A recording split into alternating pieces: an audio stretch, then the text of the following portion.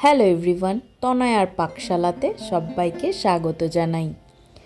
শীত আর মাত্র হাতে গুনে কয়েকটা দিন, হোলি গেলেই শীতের কিন্তু মরশুম শেষ। তাই জন্য শীতের শেষে আমাদের এই তনয়ার পাকশালাতে এরকম রেসিপি থাকবে না তা কি করে হয়। তাই আমরা যখন এনজয় করলাম, তাই তোমাদের সঙ্গে এই রেসিপিটি শেয়ার করলাম। দুর্দান্ত স্বাদের অথেন্টিক টেস্ট এই একমাত্র রেসিপি। তোমরা আশা করি দেখেই বুঝতে পারছো যে আমি কিসের কথা বলছি। একদম ঠিক ধরেছ, আজকের রেসিপি কড়াইশুঁটির কচুরি। চলো, এর জন্য দেখো এখানে আমরা নিয়েছি কড়াইশুঁটি, যেগুলো দেখতে খুব সুন্দর লাগছে।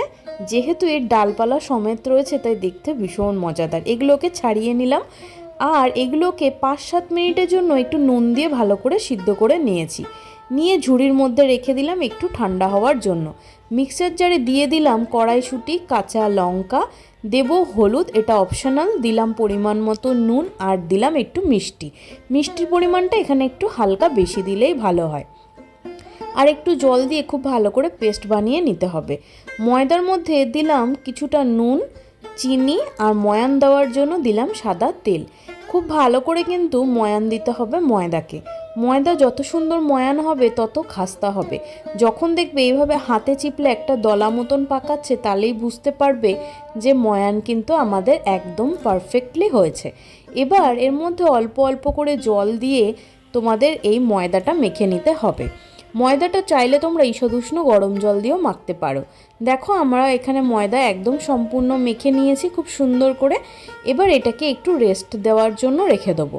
ততক্ষণে আমরা পুরটা বানিয়ে নেব, যেটা আমরা প্রথমে মিক্সার গ্রাইন্ডারে দিয়ে পুরটা বানানোর জন্য পেস্ট করে রেখেছিলাম। এর জন্য দেখো একটা ছোট্ট মশলা বানাতে হবে আমাদের। এর জন্য কড়াই বসিয়ে নিয়েছি। কড়াইটা খুব ভালো গরম হয়ে গেলে দেব 1 চামচ মতন মৌরি। সেটাকে খুব ভালো করে একটু টেলে নিতে হবে। দিলাম ওই কড়াইতে পরিমাণ মতন সাদা তেল, দিলাম কালো জিরে। যখন খুব সুন্দর চড়বড় করে উঠবে তখন সেই মিক্সার গ্রাইন্ডারে রেখে দেওয়া কড়াইশুঁটিটা এর মধ্যে দিয়ে দেবো।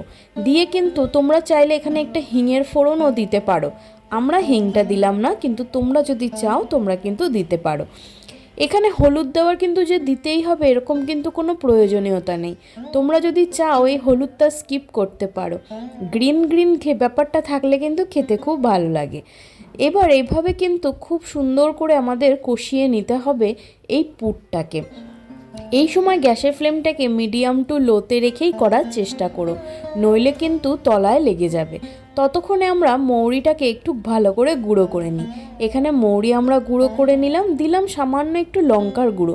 এটাও অপশনাল, যেহেতু কাঁচা লঙ্কা দেওয়া হয়েছিল তাই এটা দেওয়ার কোনো প্রয়োজন ছিল না, কিন্তু আমাদের মনে হলে একটু ঝাল মিষ্টি হলে ভালো লাগবে। এবার দেখো, তোমরা আশা করি যারা আমাদের এই চ্যানেলে প্রথম থেকে রয়েছো বন্ধুরা, তারা জানো যে বাটা জাতীয় জিনিস যখন কড়াই ছাড়তে থাকবে এবং তাকে যেভাবে রাখবে সে সেইভাবেই থাকবে, তখনই জানবে আমাদের পুর কিন্তু সম্পূর্ণ রেডি। এবার এর মধ্যে দিয়ে দিয়েছিলাম সেই মৌরির গুঁড়োটা, দিয়ে তুলে নিলাম একটা প্লেটের মধ্যে। এটা ঠান্ডা হওয়ার জন্য অপেক্ষা করব। ততক্ষণে আমরা লুচির লেচি কেটে নিয়েছি ছোট ছোট আকারে। এটা নর্মাল লুচির থেকে একটু বড় সাইজের হবে, যেহেতু ভেতরে পুর আসবে তাই একটু বড় হলে কিন্তু ভালোই হয়। দেখো এখানে পুরটা কিন্তু আমরা ঠেসেই দেব। পুরে কিন্তু কোনো কঞ্জুসি করব না, আশা করি তোমরাও করবে না।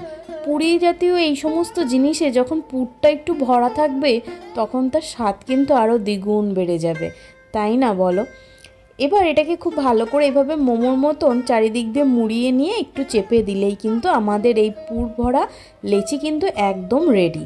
শুধু একে বেলা আর ভাজার অপেক্ষা মাত্র। চলো, এইভাবে দেখো আমরা সম্পূর্ণ কিন্তু লেচি কেটে রেখে পুর ভরে নিয়েছি। এবার আলতো হাতে সাদা তেল মাখিয়ে এভাবে লুচির আকারে বেলে নেব। তোমরা আশা করি দেখেই বুঝতে পারছো যে কতটা ইকুয়ালি আমরা যে বেলছি, আর সম্পূর্ণ ভেতর থেকে পুরের যে অংশগুলো সম্পূর্ণ ছড়িয়ে গিয়েছে। সাদা তেল গরম করতে বসিয়ে দিয়েছিলাম, সেবার গরম হয়ে যাওয়াতে দেখো লুচিটাকে আমরা এর মধ্যে দিয়ে দিলাম। কি সুন্দর ফুলে উঠবে দেখো চারিদিক দিয়ে। এটা কিন্তু ফেটে যাবে না।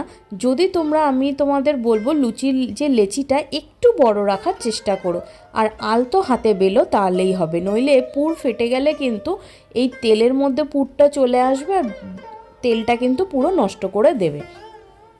এবার দেখো খুব ভালো করে কিন্তু তেলটা তার জন্য গরম থাকতে হবে, আর আলতো হাতে আমাদের এটাকে বেলতে হবে।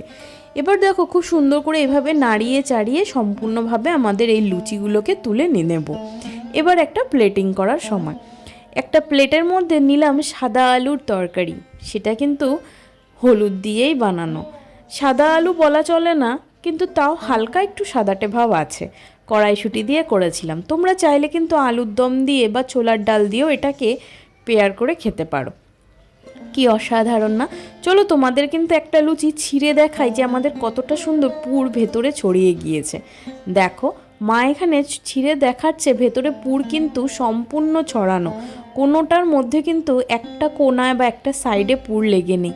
ভিডিওটা ভালো লাগলে ছেড়ে যাওয়ার আগে চ্যানেলটা সাবস্ক্রাইব করো, পাশে থাকা বেল আইকনটি প্রেস করো যাতে নোটিফিকেশন তোমাদের কাছে চলে আসে। কমেন্ট সেকশন খোলা রয়েছে, কমেন্ট করো, জানাও তোমাদের কেমন লাগছে।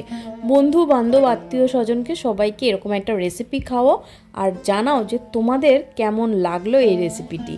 ধন্যবাদ, দেখা হচ্ছে আরও একটা রেসিপির সাথে। আমি আমার মা ফিরে আসছি।